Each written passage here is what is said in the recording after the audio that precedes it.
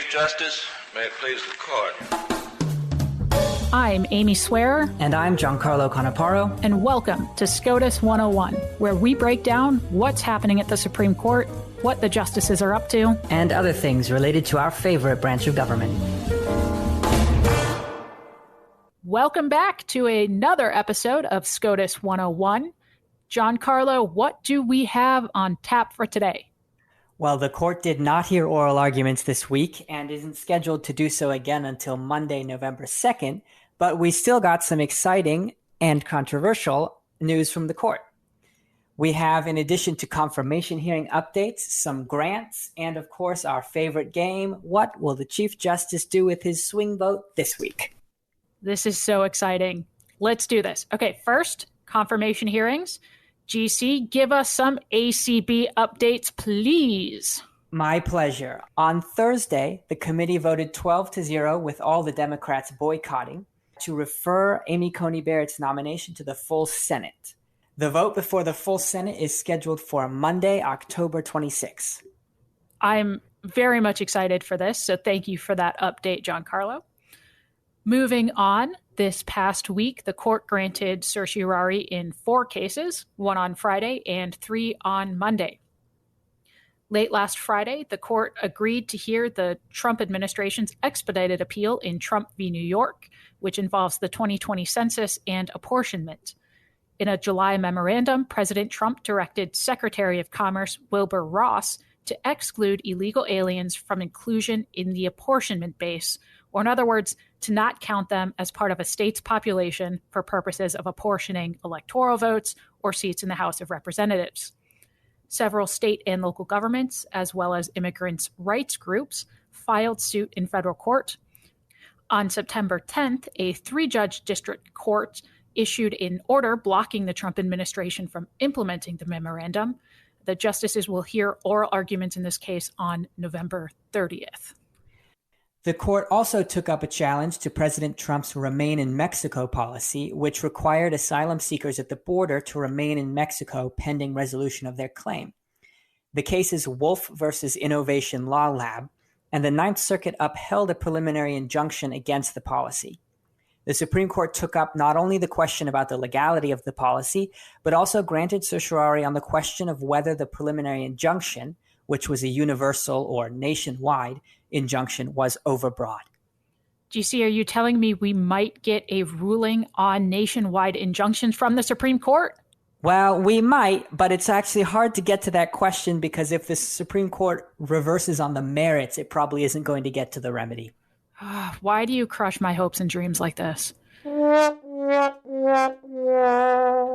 Moving on, the court also granted certiorari in Trump v. Sierra Club. This case involves challenges to the federal government's plan to redirect approximately $2.5 billion toward counter-narcotics funding, which would then be used in border wall construction. The petitioners in this case argue that the administration does not have authority to redirect funds in this way. Congress allocated X number of dollars for border security, and the executive branch can't use slush fund style workarounds to allocate itself more money for things like border security in this way. And last up, the Supreme Court granted cert in Langey versus California, a Fourth Amendment case that will clarify when police may enter a house without a warrant. Usually that's not allowed, but there are some exceptions for exigencies, such as when the police are in hot pursuit. In this case, a police officer stuck his foot in Mr. Langey's garage to stop the garage door from closing after having observed him committing misdemeanor traffic violations. So the question is whether a misdemeanor qualifies as an exigent circumstance that an officer may enter a house without a warrant. In other news, Amy, what happened in this week's edition of What Will the Chief Justice Do with His Swing Vote? Well, the chief once again proved that he remains an enigma to me. That's what happened, Giancarlo. Okay, please explain.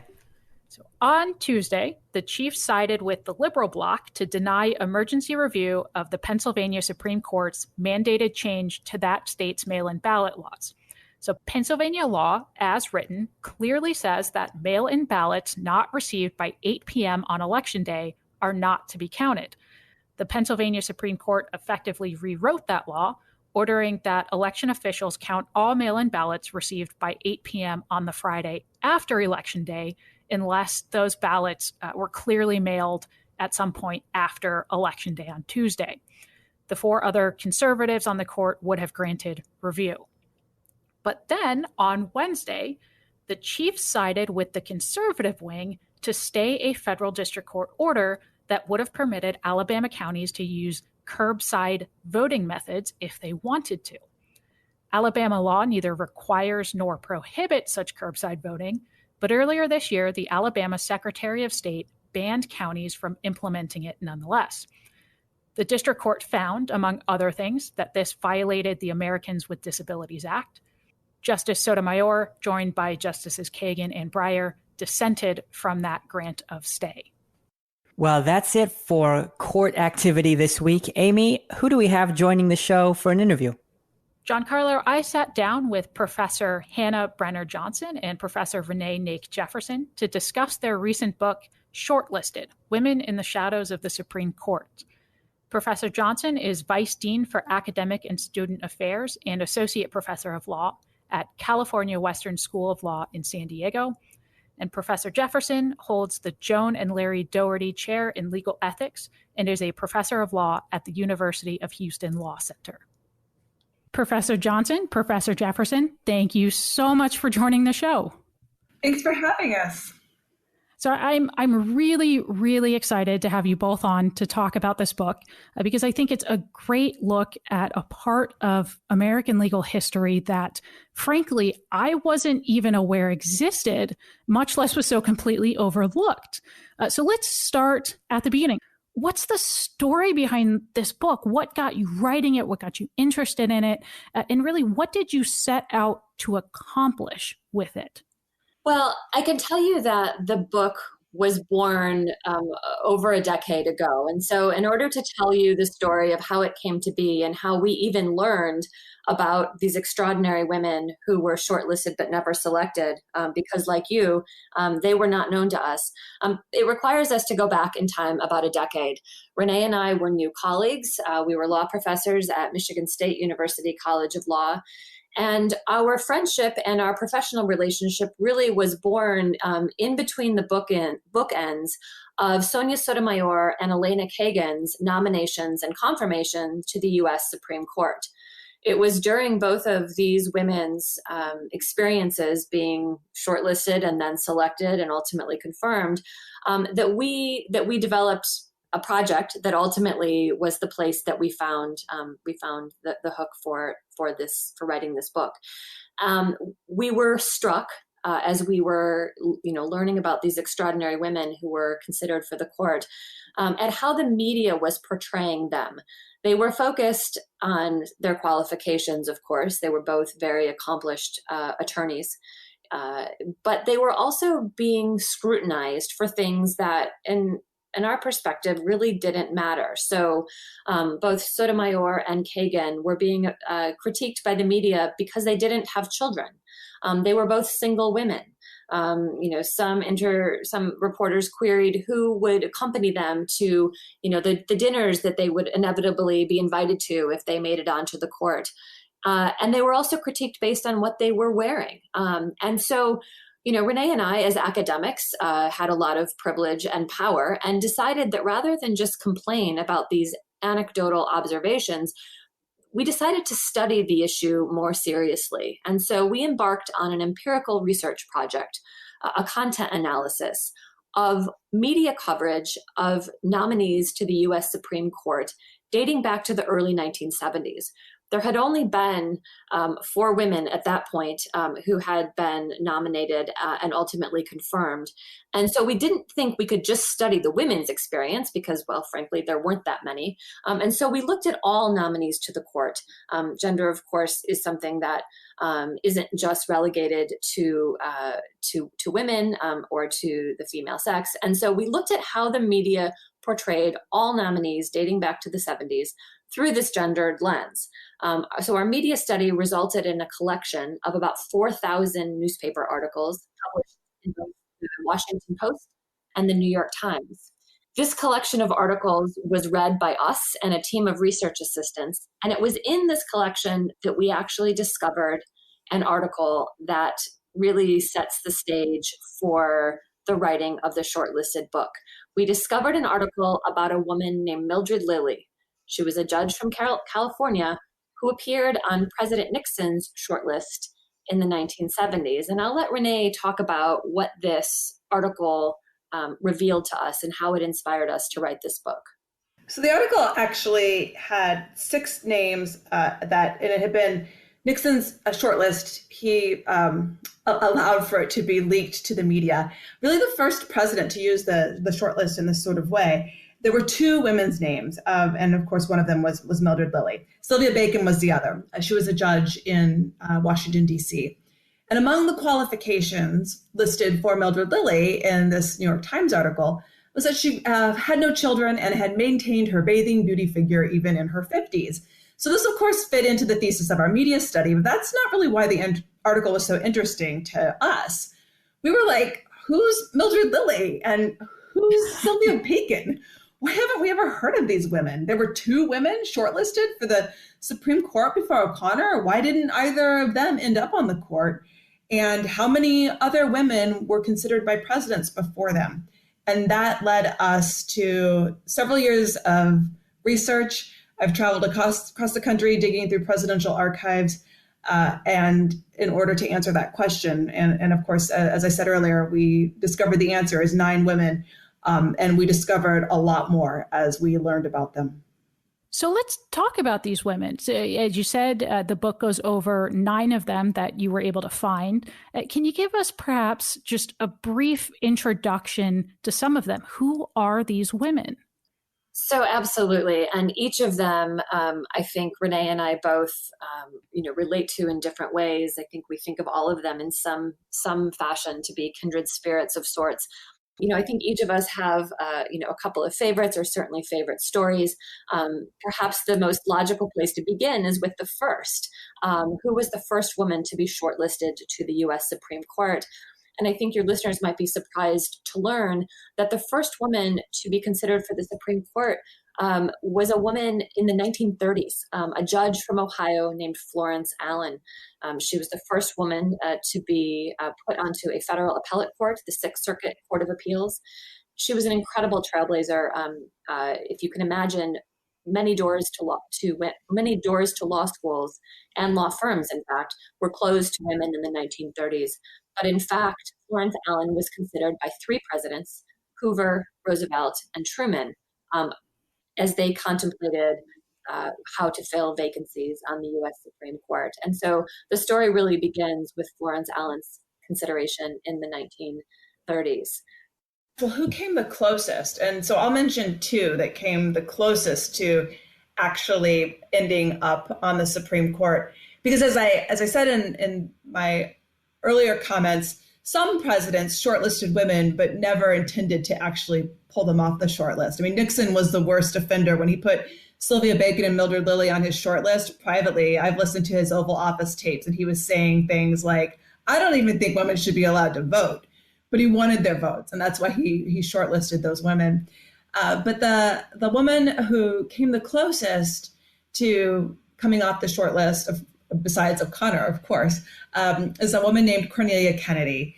She was a judge from Michigan. She would eventually go on to the Sixth Circuit and take that seat that Florence Allen held. When Florence Allen arrived on the Sixth Circuit Federal Court of Appeals, by the way, the newspaper accounts said things like that her male colleagues, some of them fell ill and had to take to bed over the thought of presiding over cases with a woman. There was not a bathroom facility available to her. She was excluded from the all-male dining club that her male colleagues would go to. She dined alone in her chambers her entire career on the Sixth Circuit.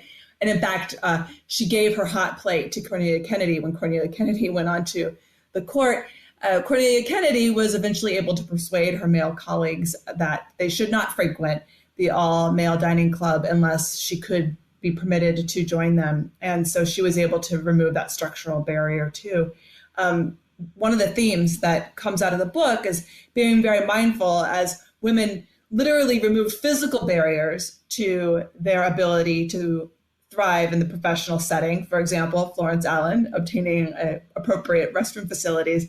There remained, and there still remain today, these barriers that may be more subtle. For example, exclusion from a networking opportunity like that lunch. The other woman who came very close, and so we've been talking about the 9, but our book also goes into women who were shortlisted by President Reagan after O'Connor. I think it's important to note that Reagan campaigned on the promise to put a woman on the Supreme Court, and he did it.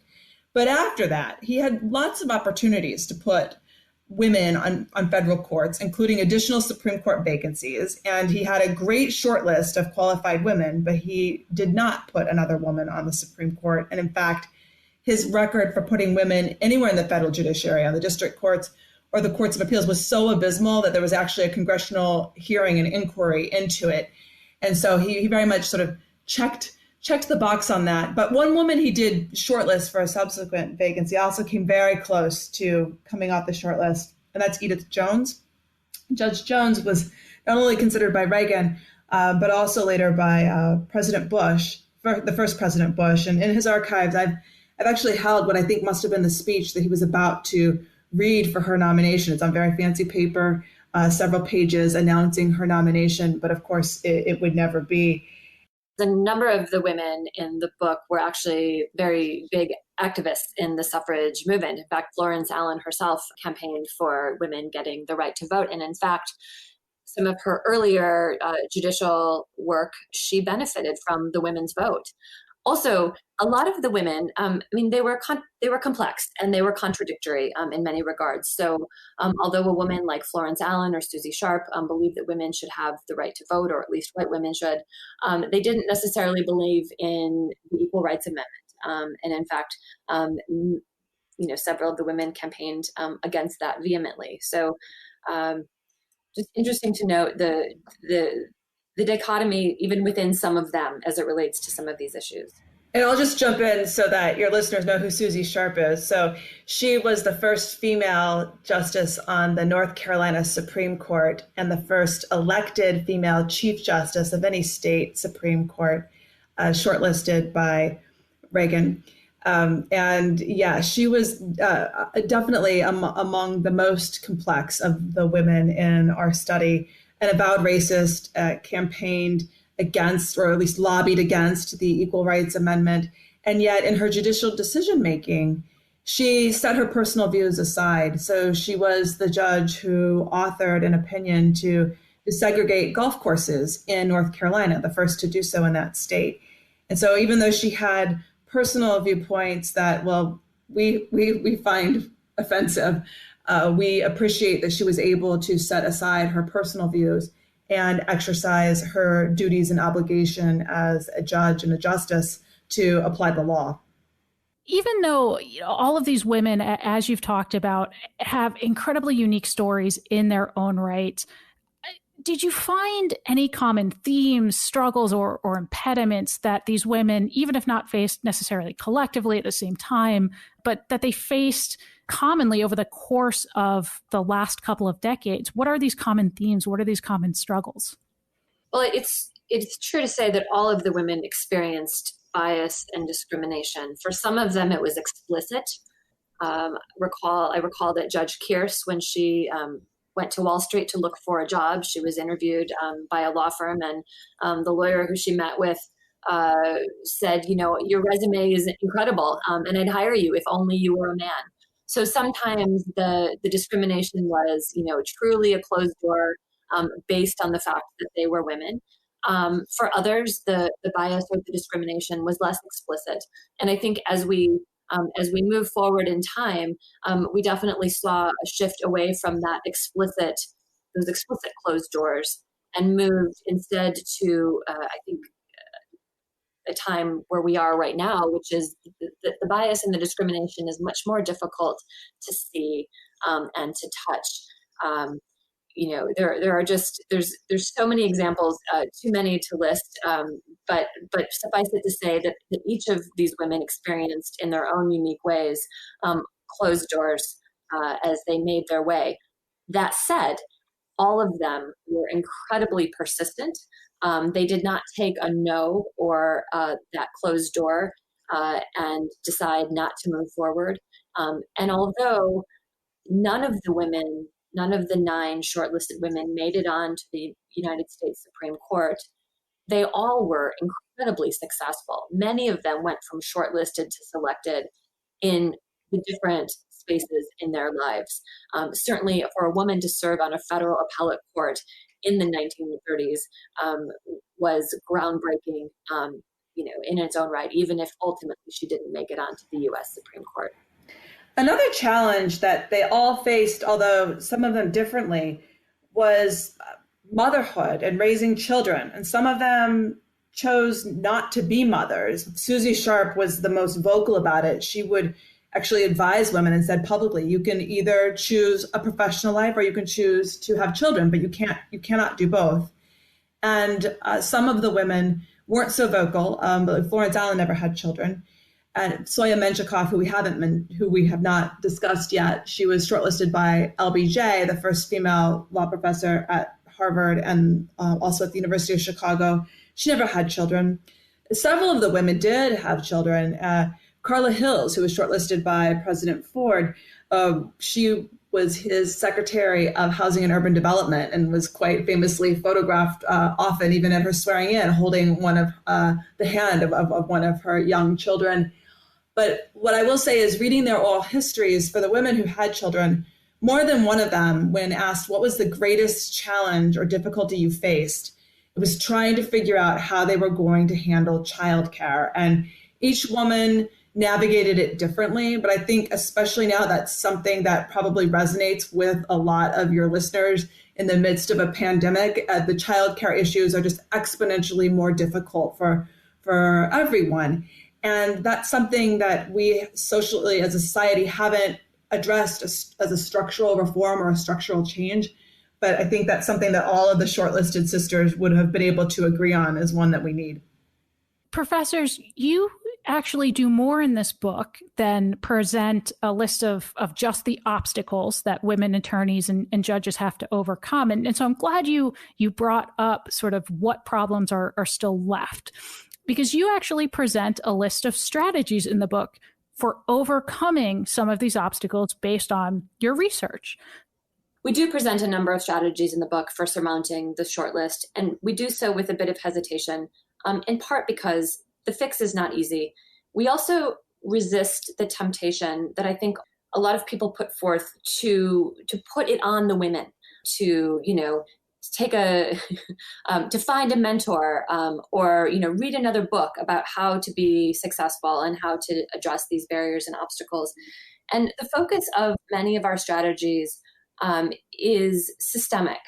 We really advocate for structural changes. So not just quick fixes that any one person can engage in, but things that we all have to collectively adhere to. And, we did end the book with the series of strategies in large part because we learned a lot from these women's lives. We learned a lot from them individually, and we learned a lot from them collectively. One of the strategies that we talk about is the importance of women collaborating with one another to be competitive. And I think of a favorite example that involves one of the shortlisted women, Judge Klein, who is a judge from California.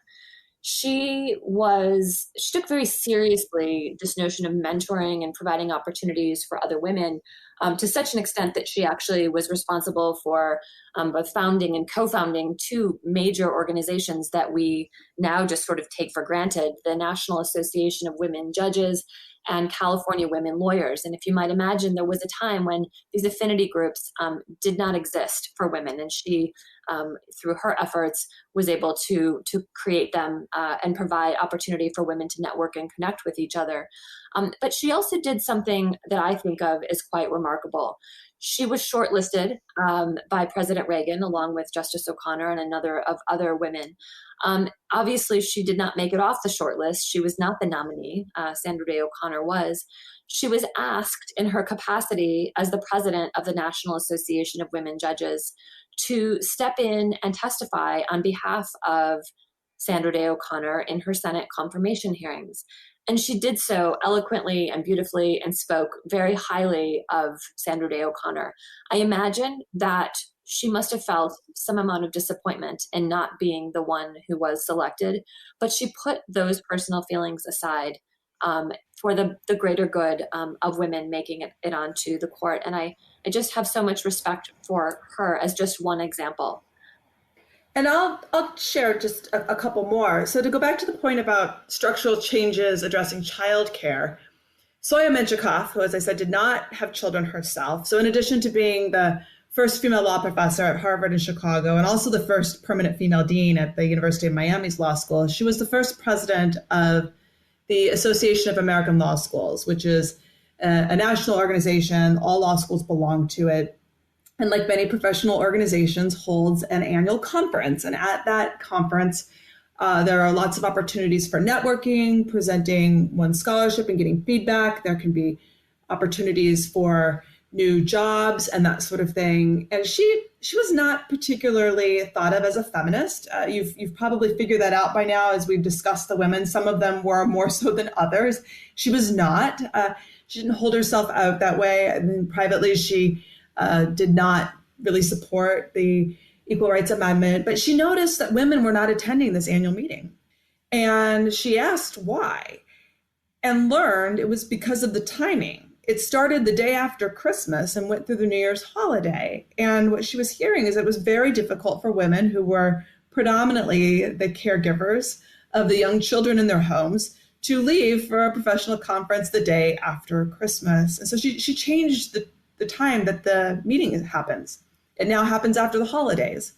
And I can tell you that many women have benefited from that professionally. In fact, Hannah and I, when we had young toddlers who are now teenagers, presented at one of those conferences, and we actually won a writing competition award related to the early research that went into this book. And so that's the kind of change that may seem very simple, just changing a meeting time, and yet can have profound consequences for the professional trajectory of whomever is responsible for caregiving in a household, which more often than not is women, but certainly it would benefit men equally to women. So that's one example. I want to shift gears a little bit to looking forward. Obviously, since this book has been published, there have been significant changes on the Supreme Court. Justice Ruth Bader Ginsburg, in many respects, the icon of women judges, has passed away. Now, putting aside the politics and political controversy surrounding the nomination of Justice Ginsburg's replacement, it is notable that the immediate and widespread consensus was not that the nominee should be a woman, but that it would be a woman. What does this mean for purposes of the shortlist? How should we understand this? Is this a good thing? Does it move the conversation forward? Ultimately, what do you make of this? Well, I think when we talk about Justice Ginsburg, I think immediately of her statement, which is now so widely known, that she would be happy when we had 9 women on the court. And I think that when I kind of unpack that sentiment, I think about the fact that in the history of our nation and the history of the U.S. Supreme Court, there have only been 4 women who have served. I mean, think about that for a moment. That's less than 4% of all Supreme Court justices. And so, men have dominated that court for so long, and men of all political persuasions, all ideologies, different religious backgrounds, different life experiences. Some of them didn't even go to law school. And so I think that it's time that we really work to diversify the court, putting more women on the court. It doesn't, whatever one's political persuasion or whatever one's ideology is, once we have a critical mass of women who occupy that space, I think then we can kind of get into those details. But women, come from the same kinds of backgrounds and reflect so many different ideas and ideologies that it's just, I think that sentiment of, I'll be happy when there are 9 is really reflective of the fact that we just haven't had women occupying that space. And so, the shortlist should be comprised of a range of individuals who represent different ethnicities and races, should, in my view, represent different gender identities, sexual orientation. It should ultimately be reflective of the public in which the court ultimately serves. And I'll just add to that, because I think another way to look at your question, and it was sort of implicit, I think, in your question is, are things better now? The fact that it was just assumed it would be a woman, does that mean that we've moved forward beyond this sort of political calculation of placing women on the short list or even selecting them for political purposes? And I think the answer to that, unfortunately, is no.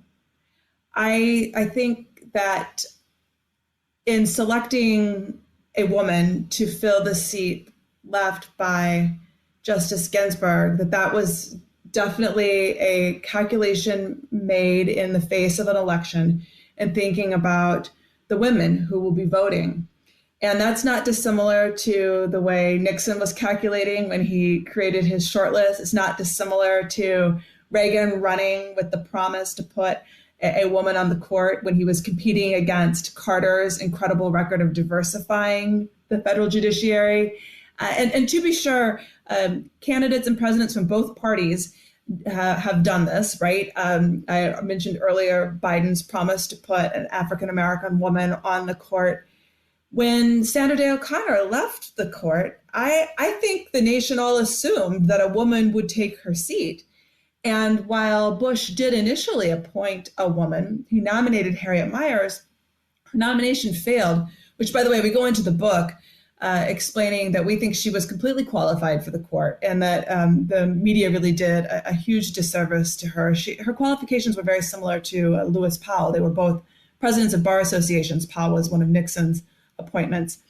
That's a bit of an aside. But then when she withdrew from her consideration, Bush did not put a woman on the court. And I think we all thought he was going to, and it would have been fitting. And my guess is his decision not to was also a political calculation. And so my hope is that the novelty of having women on the Supreme Court and in all areas of leadership and professional life wears off, so that it no longer is part of a political playbook, but instead is something that happens because they are in fact qualified and will do an excellent job. Well, Professor Jefferson, Professor Johnson, thank you so much for joining us on the show. This is such a fascinating topic, and I'm so glad our listeners got to dive into this a little bit more. So thank you so much. Thanks for having us. Moving into trivia this week, I have crafted for you, Amy, a category I call Famous Failures. All right. I'm excited for this. I'm not quite sure what you mean by that, but let's do it. So these are people who are not actually failures, far from it, in fact, but for whatever reason failed to become justices on the Supreme Court. Okay. All right. So first up for you, the descriptor, the smartest man or best judge to never serve on the Supreme Court, has been given to several people over the years. If you can name one of them, you win, and bonus points for each additional one you can name. Okay. So I have some ideas for this. My first thought is if Judge Robert Bork is not on that list, he should be. So my first answer is going to be Robert Bork. That is correct. Okay. All right. So I've got one. How many were there? Did you just say several? Several. I have found 4. Okay. I would believe Judge Richard Posner also has to be on that list. And again, if he is not, he should be. That is correct. Judge Bork and Judge Richard Posner were both on that list. Would you care to guess any of the other 2? You know what? I'm 2 for 2, so I'm going to leave it at that. And I'm going to stay perfect on this question. Okay. Well, as far as I could find out, the very first time that descriptor was used was in reference to Judge Learned Hand. Oh, okay. Judge Hand had a small army of legal luminaries, including then, current, and future Supreme Court justices, lobbying for him to be appointed to the court. His allies included Chief Justices Holmes and Taft and Justice Frankfurter. And the other person on the list was Chief Justice Roger Traynor of California. Okay. Those make sense. Well, you're 2 for 1, actually, with a bonus point. So you're doing great. Moving on to question number 2. This man was briefly the Chief Justice by way of a recess appointment, but the Senate rejected his nomination. So I know this from past trivia. Everyone, this is why you should always listen to the trivia portion of our episodes. I believe the answer to this is John Rutledge. That is correct. In fact, he appeared in a past trivia episode because this was Rutledge's second stint on the Supreme Court. He had previously been an associate justice, but stepped down to be Chief Justice of the South Carolina Court of Common Pleas. Well done, Amy. Moving on. This man, who delivered perhaps the most famous speech of the Revolutionary War period, was offered the spot of the third Chief Justice of the United States after John Jay stepped down and the Senate rejected John Rutledge's recess appointment. The most famous speech of the Revolutionary War period? Did I hear that correct? Yes. Okay, so the answer to this has to be Patrick Henry. It has to be Give Me Liberty or Give Me Death, Patrick Henry. You're absolutely right. Patrick Henry was offered the spot by George Washington, but he rejected it. And in fact, he let George Washington's letter sit unanswered for a very long period of time, which George Washington referred to as a great embarrassment. Well done, Amy. You're on fire today. Moving right along. Justice Ginsburg was not President Clinton's first pick to replace Justice Byron White. It was only after this man rejected the seat, having also refused to be considered as a VP candidate to Clinton in 1992, that Clinton nominated Justice Ginsburg. Oh my goodness. Giancarlo, this is killing me because I'm blanking on his name.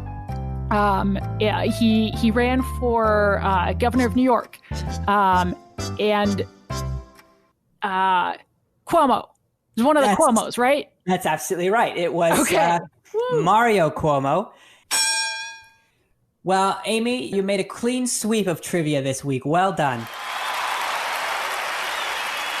It's about time. I had to step up my game here, so this one was for you, audience. This one was for you.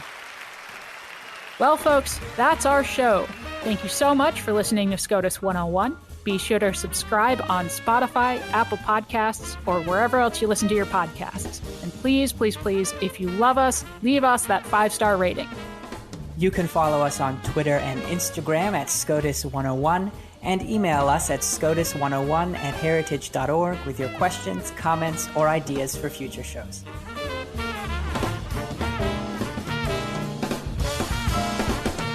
Case is submitted.